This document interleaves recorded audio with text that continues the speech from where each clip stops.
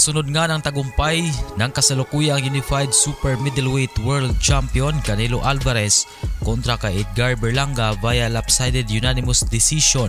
Ngayon ay muling naghamon ang kasalukuyang WBA Junior Middleweight World Champion na si Terence Crawford. Gusto na daw talagang makalaban ang Mexican superstar para sa kanyang susunod na laban. Let's go! Canelo, come on! Ang sabi ni Crawford na ang laban umano nilang dalawa ni Canelo ay siyang maghuhusga patungkol sa kung sino daw ba talaga ang totoong hari ng boxing. Diin ni Crawford na simula ng pagretiro ng former undefeated 5 division world champion na Floyd Mayweather Jr. ay wala pa daw malinaw na bagong halimaw ng boxing. Kasi ang sabi pa nito na noong prime ni Mayweather ay ito daw talaga ang totoong halimaw ng boxing. Kaya hanggang sa kasalukuyan umano ay wala pang nailagay sa pwesto nito bilang hari ng boxing. At ang makakasagot lang daw sa isyong ito ay ang pagtatapat nilang dalawa ni Canelo.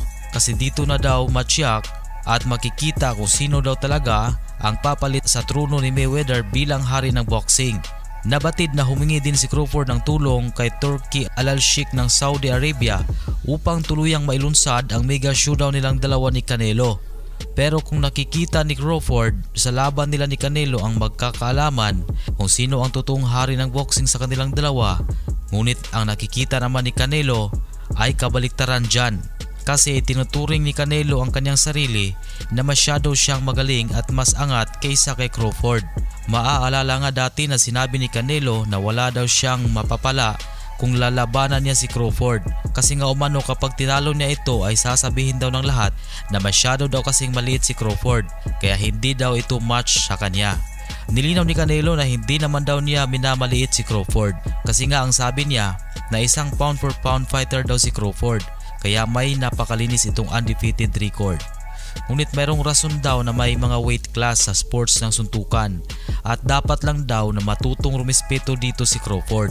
Ngunit kumambyo din si Canelo sa bandang huli ng kanyang salita na kapag naman daw ay magugustuhan niya ang offer na ibibigay sa kanya ng panig ni Crawford ay talagang pagbibigyan niya daw ang kagustuhan nito na magharap sila agad sa ibabaw ng lona. Sa ibang usapan naman ay tila nababas na naman ngayon ng husto ang kasalukuyang WBC Lightweight World Champion na si Shakur Stevenson.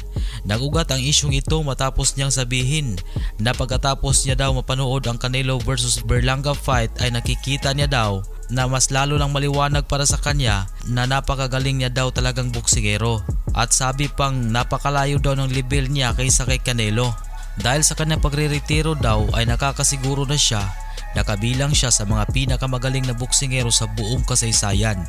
Ngayon dahil sa kanyang sobrang bilib sa sarili ay binaha ito ng mga pambabatikos. Malinaw sa kanyang sinabi na hindi siya humanga sa performance na ipinamalas ni Canelo sa laban nito kontra kay Berlanga.